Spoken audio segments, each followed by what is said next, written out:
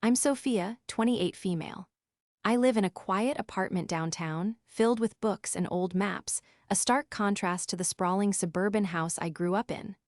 By day, I'm a genealogist, a professional digger of roots, helping people connect with their pasts, a job I chose because I never felt quite connected to my own present. For my entire life, I have been the supporting character in my own family's story, a story that always starred my older brother, Ethan. But a single, cruel joke on my birthday, followed by the celebration of his, became the catalyst that armed me with the truth and the will to burn their perfect narrative to the ground. Before this story unfolds, I'd love to connect with you. Please let me know in the comments where you're watching from and what time it is in your corner of the world. It's amazing to see how far these stories can travel. Growing up, my family's love was a finite resource, a currency that was heavily invested in my brother, Ethan, leaving my own accounts perpetually overdrawn. Our home, a handsome two-story colonial with a manicured lawn and a porch swing that was rarely used, was less a home and more a museum dedicated to the life and times of Ethan. His soccer trophies from age 6 onwards lined the mantelpiece. His high school graduation photos, the ones where he's beaming, arms slung around our proud parents, were framed in silver and occupied prime real estate on every available surface. My own achievements, like winning the state-level history bee or getting my research published in a small academic journal, were met with a distracted, "Oh, that's nice, dear," before the conversation inevitably pivoted back to Ethan's latest venture. My father, Marcus, was a dentist, a man who built his world on precision and appearances. He saw Ethan as the flawless crown he had crafted, a testament to his own success. My mother, Isabel, ran the town's most prominent charity organization. Her public persona was one of boundless compassion and grace, but at home, that compassion was selectively applied. Ethan was her grand project, her proof to the world that she was a perfect mother. I, on the other hand, was the afterthought, the quieter, less dazzling child who didn't quite fit the brilliant family portrait they were so desperate to paint. The disparity wasn't always in grand gestures. It was woven into the very fabric of our daily lives. I remember one Christmas when I was 10. I had circled a specific telescope in a catalog for months, dreaming of charting the stars. Ethan had casually mentioned wanting the newest video game console. On Christmas morning, he was presented with the console and a mountain of games, his triumphant whoops echoing through the living room. I received a set of educational books about famous scientists. "To encourage your little hobby," my mother had said, patting my head. The books were thoughtful, I suppose, but they weren't the telescope.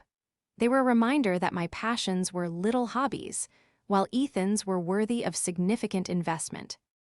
This pattern continued into adulthood. When Ethan announced he was dropping out of business school to become a real estate agent, my parents, after a brief theatrical sigh, co-signed a loan for a luxury SUV so he could project success.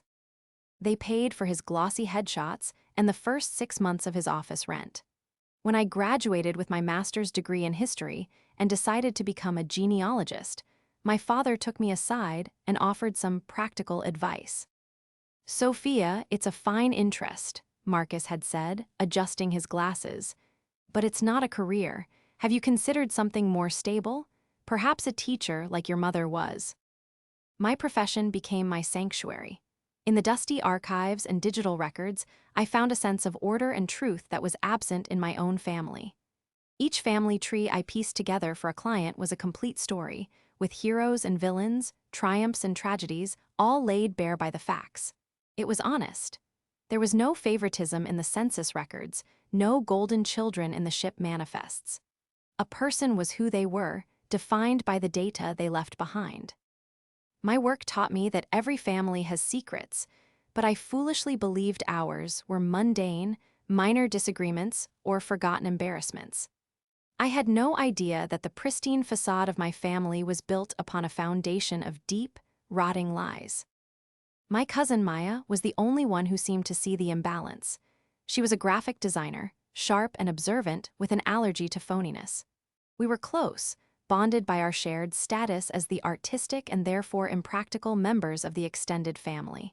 "It's not in your head, Soph," she told me over coffee one afternoon, a few weeks before my 28th birthday. "The way they treat you versus Ethan, it's like watching a nature documentary about cuckoos. They're tending to this one giant, loud chick while their actual offspring is just, trying not to get pushed out of the nest." We laughed, but the analogy stung because it was so accurate. I had spent my entire life trying not to get pushed out, contorting myself into a shape that might finally be deemed worthy of a spot in the nest, all to no avail. I was always on the edge, overlooking a long, lonely drop. That feeling of being on the precipice had become my normal, a dull ache I had learned to live with. I just didn't know how close I was to the push that would change everything. My 28th birthday fell on a Tuesday. The day started with a perfunctory text message from the family group chat, "Happy birthday," followed by a generic cake emoji. That was it. No phone call, no plans. I had learned years ago not to expect much. I spent the day working, losing myself in a client's 19th century Irish ancestry, a welcome distraction. That evening, Maya took me out for dinner at our favorite Italian restaurant. She gave me a beautiful, leather-bound journal and a set of archival quality pens. "For recording all the secrets you uncover," she said with a wink.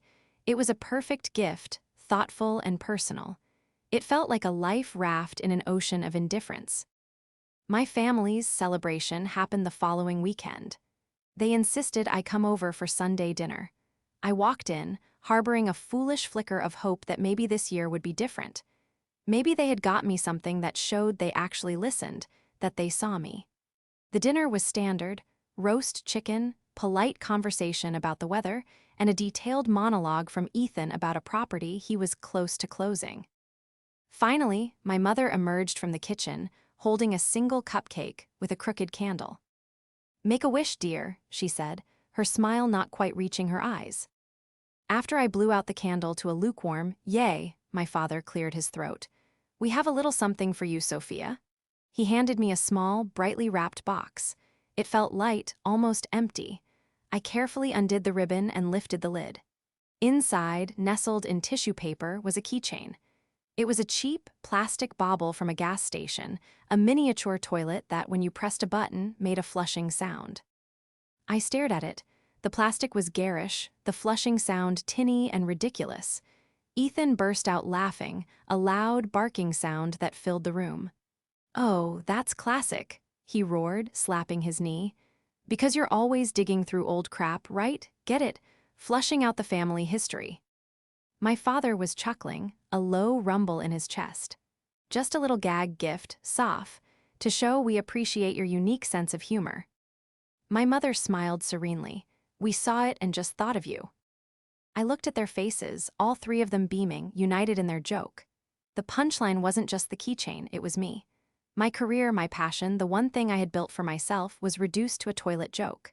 The years of quiet slights of being overlooked and undervalued coalesced into a single, searing moment of humiliation. I felt the heat rise in my cheeks, but my expression remained frozen. I forced a tight, brittle smile.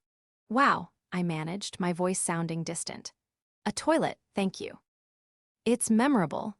The word hung in the air, heavy with unspoken meaning. I put the keychain in my purse, the cheap plastic feeling like a lead weight. The rest of the dinner passed in a blur of my own silent fury. 2 weeks later, the invitations arrived. They were not digital. They were thick, cream-colored cardstock with gold embossed lettering, delivered by mail. "You are cordially invited to celebrate the 30th birthday of Ethan Carter," it read. The event was not a simple Sunday dinner. It was a fully catered affair at the Oak Valley Country Club, a venue known for its exorbitant fees and exclusive membership. The dress code was cocktail attire. An entire evening dedicated to the glorification of their golden boy. The night of the party was a masterclass in performative parenting.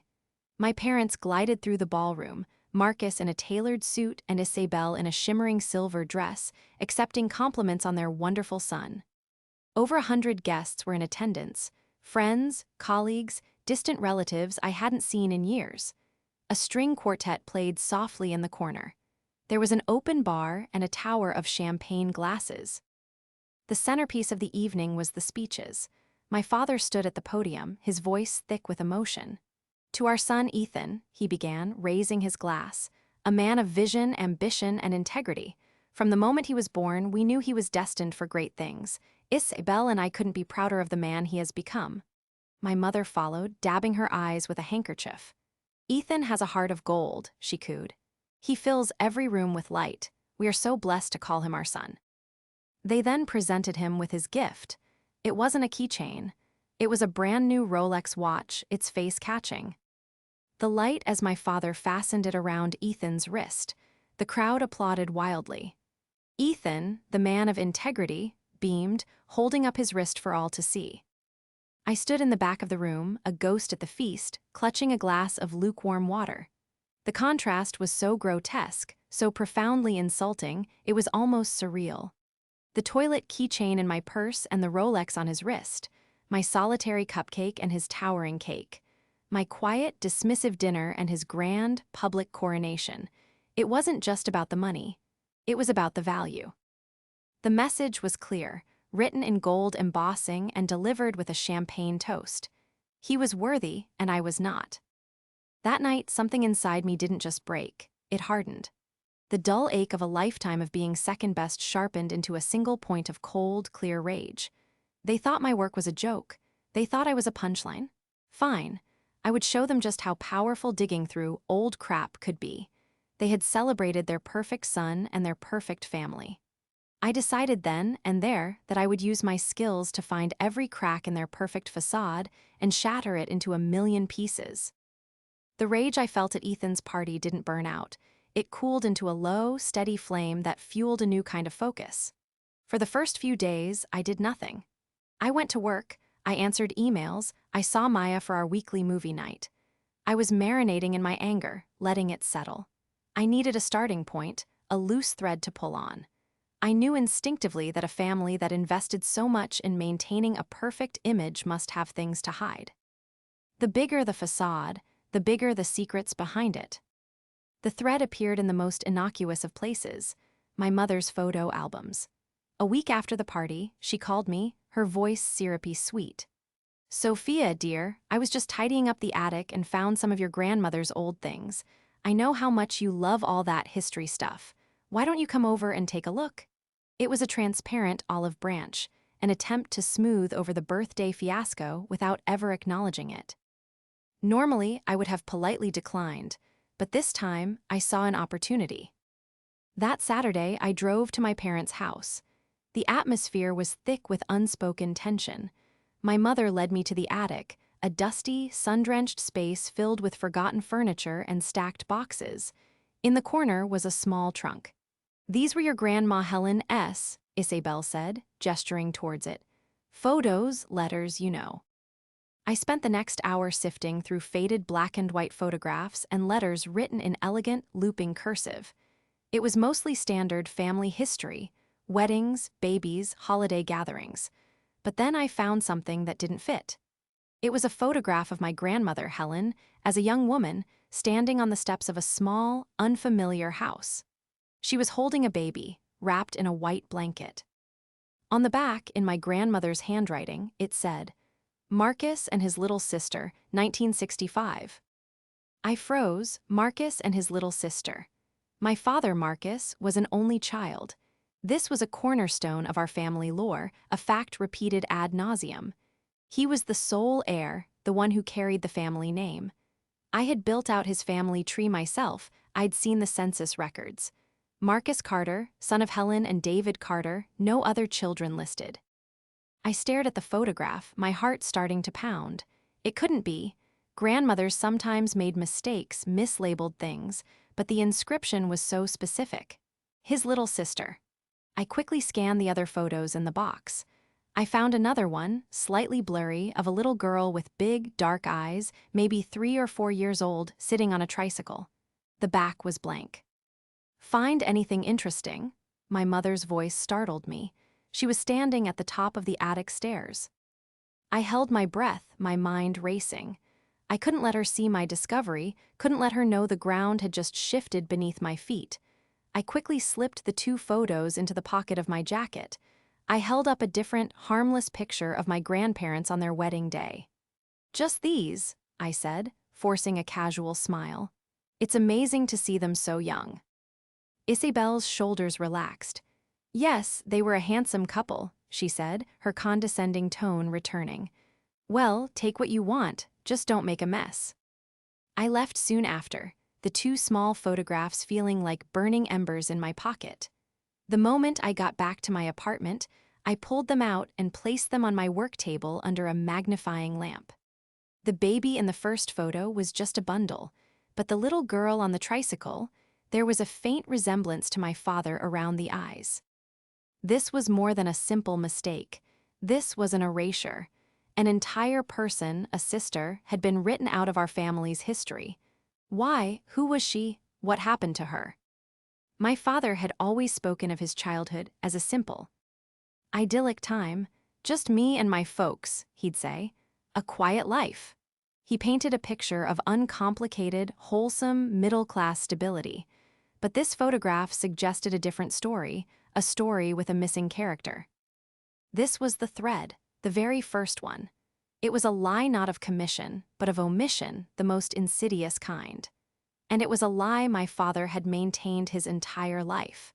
It also meant that my mother, who had been married to him for over 30 years, either knew and was complicit or had been duped just as I had been.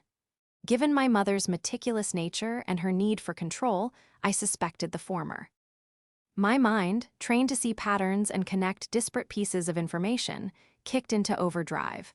I wasn't just a scorned daughter with a toilet keychain anymore. I was a genealogist with a case. A cold case, decades old, hidden in plain sight. The Rolex on Ethan's wrist, the country club party, the years of blatant favoritism, it all suddenly seemed connected to this deeper, foundational deceit. A family that would erase a child from its own history was capable of anything.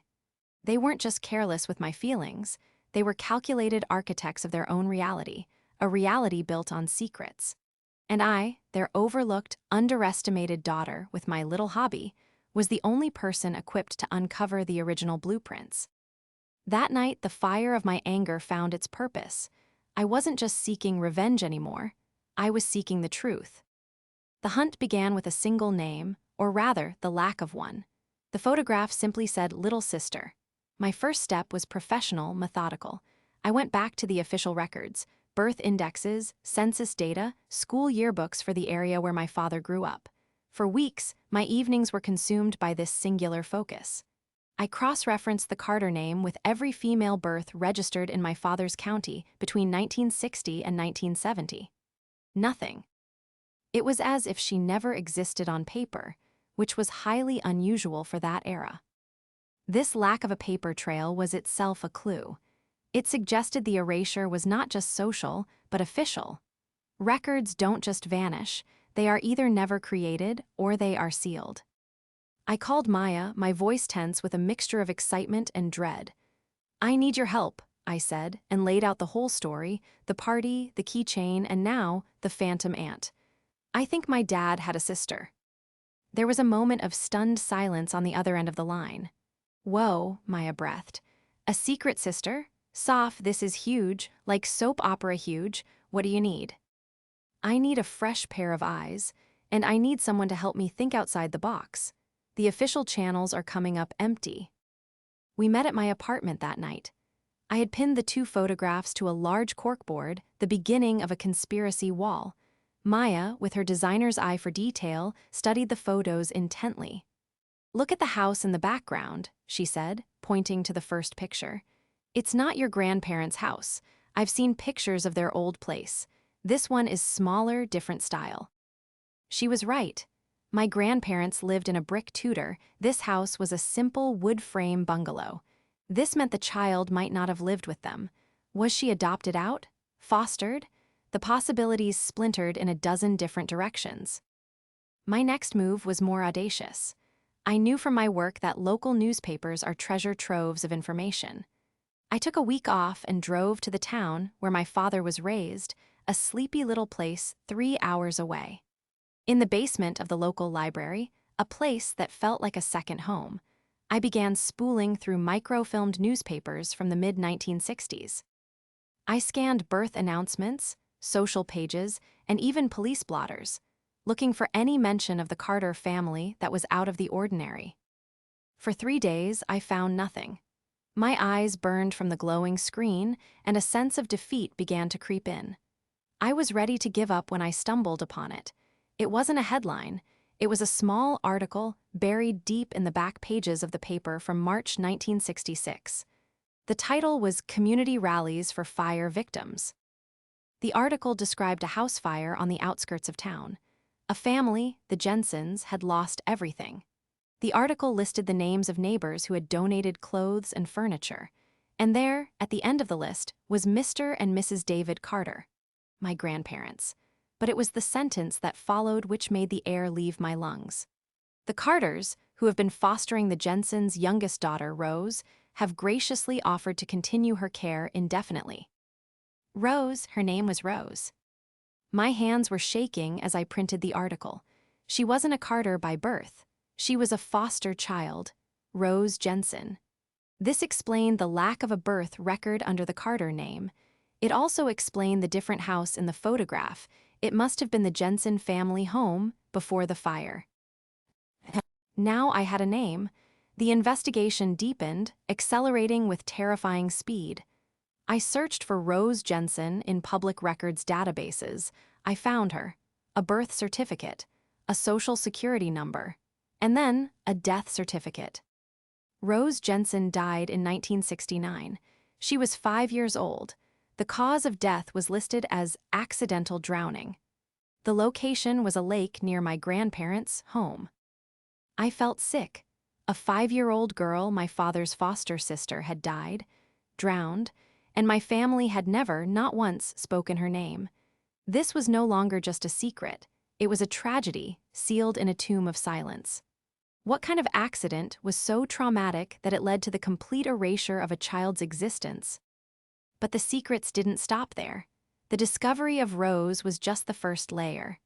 My rage against my parents had been personal, born of emotional neglect. Now, it was morphing into something colder, more righteous. This was for Rose. As I dug into the circumstances of her death, I simultaneously started looking into my family's finances. Ethan's Rolex, his SUV, the country club party, it didn't add up. My father was a successful dentist, but he wasn't a millionaire. That level of spending seemed reckless. Using online property records and business filings, I examined my father's dental practice. It all looked normal on the surface. But then I looked at my mother's charity. Isabel's charity, the Children's Sunshine Fund, was her pride and joy, the source of her saintly reputation in the community. I spent a week poring over their publicly available financial statements. Again, everything seemed in order, but my mother was careless. On the charity's website, in a Meet Our Team section, she had listed her personal email address for inquiries, not the official charity one, an old one from years ago. On a whim, I tried using that email address for a password reset request on a major credit card website. A security question popped up. What is your mother's maiden name? I knew that. The next question was, what was the name of your first pet? I remembered their old dog, Sparky. I got in. I had access to a credit card statement I was sure she had forgotten was linked to that old email. It was a card in her name, but it was clearly being used for personal expenses. And the spending was astronomical. Thousands of dollars at high-end boutiques, luxury resorts, and most damningly, a recurring monthly payment of $5,000 to an account under the name E. Carter Properties. Ethan. My mother was embezzling from her own children's charity, skimming donations, and funneling the money to my brother to fund his sham real estate career and lavish lifestyle. The Rolex, the SUV, the image of the successful son, it was all a lie, paid for by stolen charity funds. My father had to know. A man as meticulous as him would notice his wife and son living so far beyond their means. He was complicit, turning a blind eye to his wife's crimes to maintain the fiction of their perfect family. I sat in front of my computer, the evidence laid out before me, a forgotten, dead child and a long-running, despicable fraud. The tapestry of my family wasn't just flawed, it was rotten to the core. The threads I had pulled hadn't just revealed a few loose stitches. They had unraveled the entire thing, exposing a pattern of deceit, cruelty, and corruption that was more horrifying than I could have ever imagined. My plan for revenge was no longer about hurting them. It was about exposing them. For Rose, and for every donor who believed in my mother's benevolent smile. The weight of my discoveries was immense. For a full day, I did nothing but sit with the information, letting the horror of it wash over me. A dead child silenced. A charity plundered. My entire family's success story was a meticulously crafted lie. The initial fire of my anger had burned away, leaving behind the cold, hard steel of resolve. This wasn't about evening a personal score anymore. My mother wasn't just a dismissive parent, she was a thief. My father wasn't just a preferential dad, he was an accomplice. And my brother wasn't just the golden child, he was the beneficiary of a crime. My first call was to Maya. I asked her to come over, telling her it was urgent. When she arrived, I had everything laid out on my dining table, which now looked like a command center for a major investigation. The photos of Rose, a printed copy of the newspaper article, the death certificate, and printouts of the incriminating credit card statements. Maya walked in, took one look at the table, and her jaw dropped. "Soph, what is all this?" I walked her through it, piece by piece. My voice was steady, devoid of the emotion that had been churning inside me for weeks. I explained the search for my phantom aunt, the discovery of Rose Jensen, her tragic death, and the financial web of deceit I had uncovered. When I finished, Maya was pale. She sank into a chair, staring at the evidence. "They stole from a children's charity," she whispered, her voice filled with disbelief and disgust. "To buy Ethan a Rolex. And to fund his entire lifestyle," I confirmed. "His Carter Properties is probably just a shell account to receive the money. And your dad, he just lets it happen. He has to know, there's no way he doesn't. He's so obsessed with financial details. He balances his checkbook to the penny, he's complicit." Maya looked from the financial records to the lonely, faded photo of little Rose on the tricycle. "What are you going to do?" she asked, her eyes meeting mine. "You could ruin them with this. I mean, really ruin them. This is illegal." "I know," I said, "and that's exactly what I'm going to do, but I'm not going to the police. Not yet.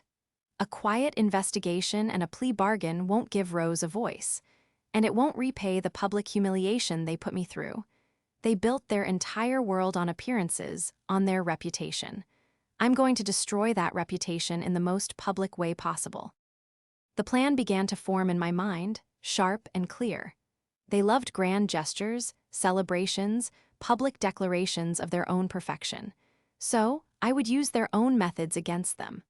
My parents' 35th wedding anniversary was in 6 weeks. They were planning a large party, another gathering of the clan at their house to celebrate their long and happy union.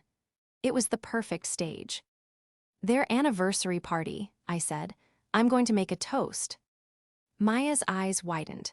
"Oh, Sophia, you're going to detonate a bomb in the middle of their living room."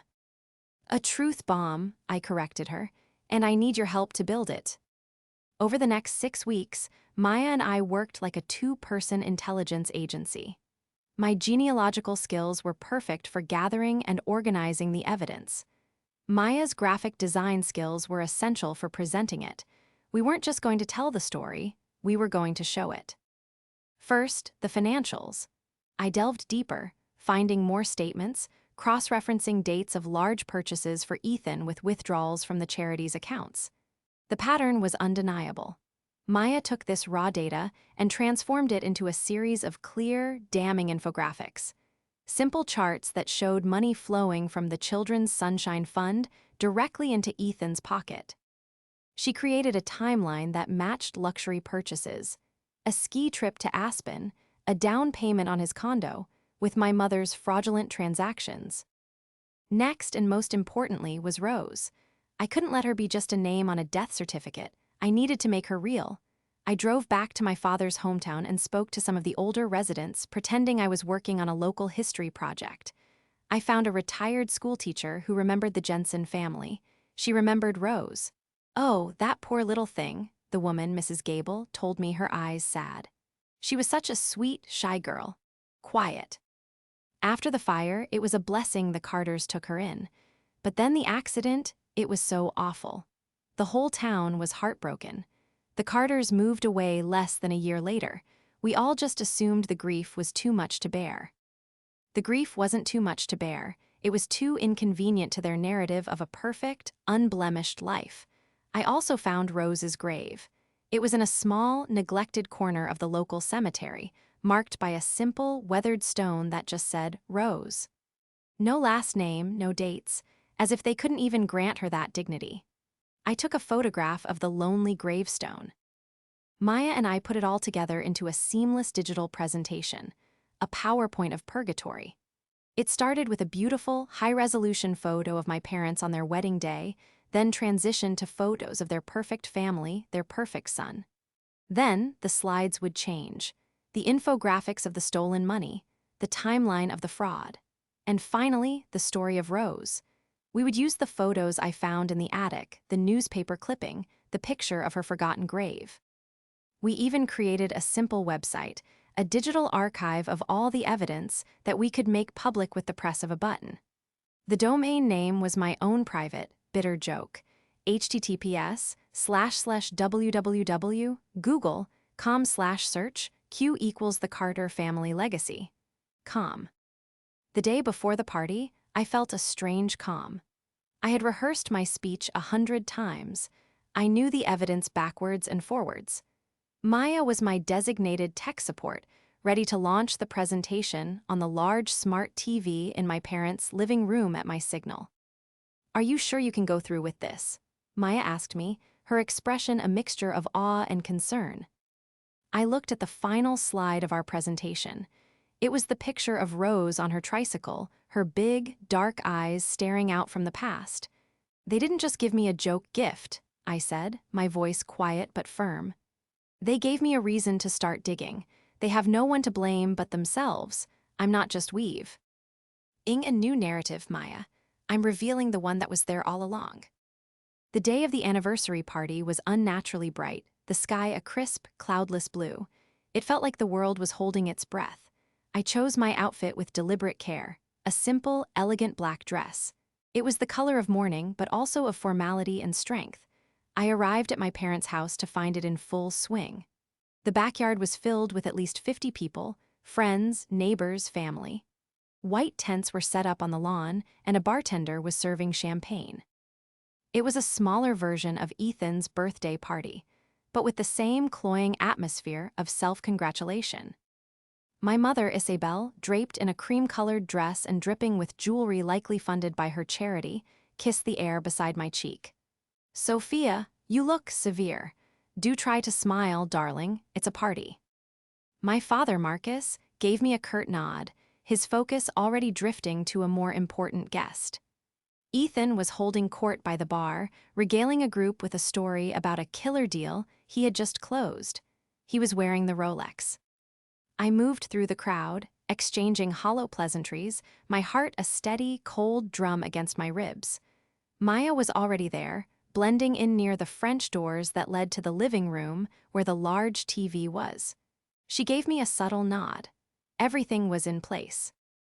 An hour into the party, my father clinked a champagne flute with a spoon, calling for everyone's attention. He and my mother stood together, a portrait of marital bliss. "Thank you all for coming," Marcus began, beaming. 35 years. I can't believe how lucky I am to have spent them with this incredible woman." My mother blushed and added, "And I with him. We've built a beautiful life, a beautiful family." They shared a practiced, loving kiss, and the crowd applauded. This was my cue. "I'd like to propose a toast," I said, my voice cutting through the applause. I stepped forward, holding my own glass. A hush fell over the guests. The quiet daughter, the family footnote, was asking for the spotlight. It was so out of character that everyone stopped to listen. My parents exchanged a look of mild surprise, which quickly turned to indulgence. "Of course, Sophia," my father said with a magnanimous smile. "Go ahead." I stood before them all, my back to the living room. 35 years is an incredible accomplishment, I began, my voice clear and strong. It's a testament to the life you've built, a life of appearances. I paused. And I've learned from you that appearances are everything. So tonight, in honor of your anniversary, I've put together a little presentation, a tribute to the Carter family legacy. As I said the last words, I gave Maya the signal. The living room TV, visible to everyone in the yard, flickered to life. The first slide appeared, a smiling photo of my parents. We all know the public story, I continued, my voice gaining power. Marcus and Isabel Carter, the successful dentist and the beloved charity organizer, and their 2 children. A photo of me and Ethan as kids appeared. But every family has its secrets, and some are bigger than others. The slide changed. It was Maya's first infographic, a simple pie chart showing the income sources for E. Carter properties. Over 90% of it was labeled transfers from I. Carter. Let's start with Ethan's success, I said, turning slightly to look at my brother. His confident smirk was gone, replaced by a look of confusion. We're all so proud of him, but I was curious about how a new real estate agent could afford such a lavish lifestyle. The next slide showed the credit card statements, with the name of my mother's charity clearly visible next to payments for luxury goods and transfers to Ethan. A collective gasp rippled through the crowd. My mother's face went white. My father's jaw clenched. It turns out, the Children's Sunshine Fund is very generous, I said, my voice dripping with irony. Especially to the organizer's son. The Rolex, the condo, the trips, all paid for by donations meant for needy children. Sophia, that's enough, my father barked, his face turning a blotchy red. Turn that off. But I ignored him. I don't think it is enough, I said calmly, because the financial fraud is only the second worst secret I uncovered. I clicked the remote in my hand. The screen changed to the black-and-white photo of my grandmother holding the baby. This is a photo of my father, Marcus, in 1965. And this, I said, as the photo zoomed in on the bundle in her arms, is his sister. A stone-cold silence fell over the party. All eyes were on my father, whose face had crumpled into a mask of pure shock and horror. A sister none of us knew he had, I went on, my voice softening with a sorrow that was, to my surprise, completely genuine. Because she was a foster sister. Her name was Rose Jensen.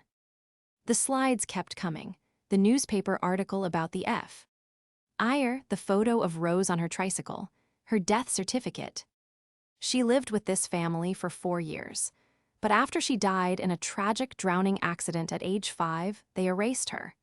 They moved away, never spoke her name again, and pretended she never existed. Because a dead child didn't fit into the beautiful life they were trying to build. I clicked to the final, devastating slide, the picture I had taken of Rose's small, forgotten grave.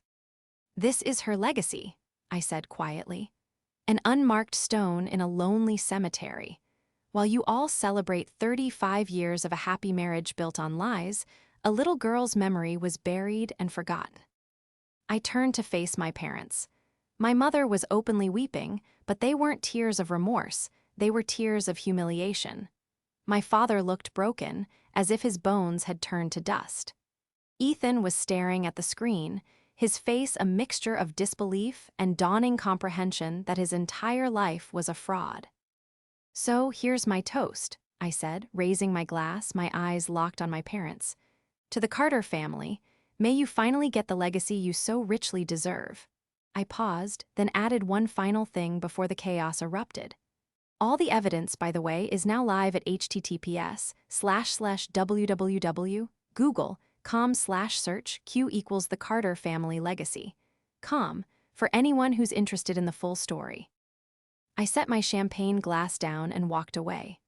Behind me, the party dissolved into a maelstrom of shouts, accusations, and panicked whispers. I didn't look back. I walked through the house, past the silver-framed lies on the walls, and out the front door into the cool evening air, leaving the smoking crater of my family's life behind me. The aftermath was not a single explosion, but a series of controlled demolitions that razed my family's life to the ground. The first to fall was my mother. Within 48 hours, the story, fueled by the website I had created, was all over local social media. Someone from the party had anonymously sent the link to a local news blogger. The board of the Children's Sunshine Fund called an emergency meeting. Faced with the undeniable evidence of the bank statements Maya had so clearly laid out, Isabel was forced to resign in disgrace. A formal investigation was launched, and the word embezzlement was no longer a secret whisper but a public headline. Her carefully constructed image as the town's saint was shattered irrevocably. My father's downfall was quieter but just as complete. The scandal from the charity bled into his professional life. Patients at his dental practice, many of whom were also donors to the charity, began canceling appointments. The public knowledge that he was, at best, willfully blind to his wife's crimes, and at worst, a willing accomplice, destroyed the trust he had spent decades building. His partners bought him out of the practice for a fraction of its worth, eager to distance themselves from the Carter name. The man who valued precision and appearances above all else was now a pariah, his reputation in ruins. Ethan was collateral damage. His E. Carter Properties was exposed as the sham it was. With the stolen money cut off and his parents' financial support gone, his house of cards collapsed. The luxury SUV was repossessed. He was facing eviction from his condo. The friends who had once flocked to his parties now avoided his calls. The Rolex, I heard, was sold for cash. He was stripped of the golden armor my parents had bought for him, left with nothing but the dull, unremarkable person he had been all along. They tried to contact me, of course. My phone was bombarded with a salvo of increasingly desperate messages. First came the rage-filled texts from Ethan, calling me every name imaginable. Then came the voicemails from my mother, choked with sobs, arias of self-pity about how I had ruined her life, with no mention of the children she had stolen from. Finally, there was a single, curt email from my father. "I hope you're happy." I didn't respond to any of them. I blocked their numbers and emails. What was there to say? My goal was never to make them understand my pain. I knew they were incapable of that. My goal was to make the world see them for what they were. In that, I had succeeded. The cost, however, was real. I had no family left. The familiar anchor of my childhood home, however dysfunctional, was gone. There were moments in the quiet of my apartment where a profound sense of loneliness would wash over me. I had won, but I was alone on the battlefield. But I wasn't entirely alone. Maya was my rock. She checked in on me every day, bringing over pizza and bad movies, letting me talk when I needed to and sitting in comfortable silence when I didn't. "You didn't tear the family apart, Soph," she told me one night as we sat on my floor, surrounded by takeout boxes. "You just held up a mirror. It was already broken." She was right. I hadn't created the rot. I had only exposed it to the light.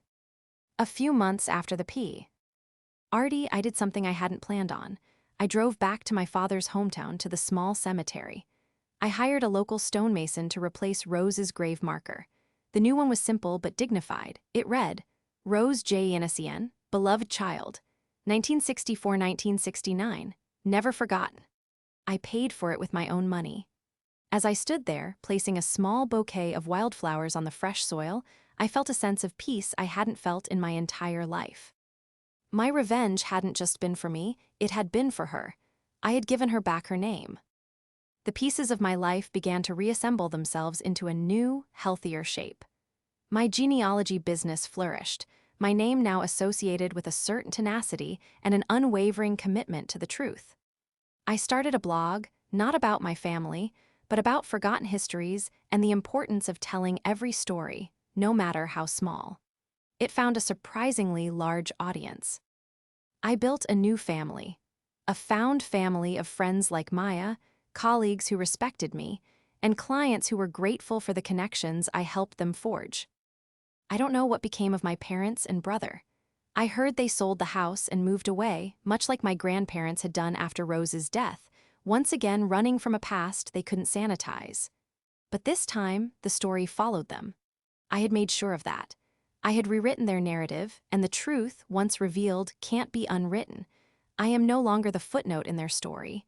I am the author of my own.